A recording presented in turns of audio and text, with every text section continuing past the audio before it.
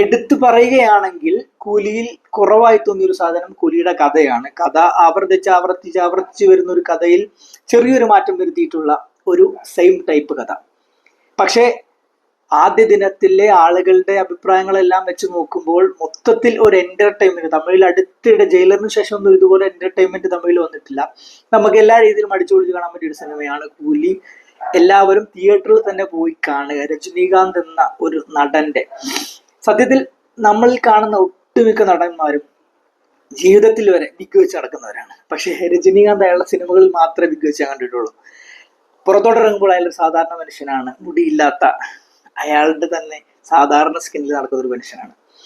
പക്ഷെ സിനിമയിലേക്ക് വരുമ്പോൾ അയാളെ ഡയറക്ടേഴ്സ് മേക്ക് ചെയ്തെടുക്കുന്ന ഒരു രീതിയുണ്ട്, ഗംഭീരമായിട്ട്. അയാൾ നിറച്ച ഷെയ്ഡിലൊക്കെ കൊടുത്തിട്ട് വളരെ രജനി അടുത്ത് കണ്ടതിൽ വെച്ച് ഏറ്റവും കിടിലൻ ലുക്കാണ് ഈ സിനിമയിലെ. അതുപോലെ തന്നെ നാഗാർജുനയുടെയും ലുക്ക് പറയാതിരിക്കാൻ പറ്റില്ല. ഈ പ്രായത്തിലും ഇത്രയും ഭംഗിയായിട്ട്, ഈ പ്രായത്തിലും ജെൻസി പിള്ളേരെ വരെ കൊതിപ്പിക്കുന്ന തരത്തിൽ അഭിനയിക്കുന്ന നടന്മാരാണ്. അപ്പൊ അവര് ഈ സിനിമയുടെ വലിയൊരു പോസിറ്റീവ് തന്നെയാണ്. എന്തായാലും കൂലി എന്ന സിനിമ കുറെ കൂടി നന്നായി തിയേറ്ററിൽ ഓടട്ടെ. തമിഴ് സിനിമയുടെ കുറച്ച് കാലങ്ങളായിട്ടുള്ള കൊമേഴ്ഷ്യൽ ഹിറ്റുകളുടെ കുറവ് കൂലി നികത്തട്ടെ.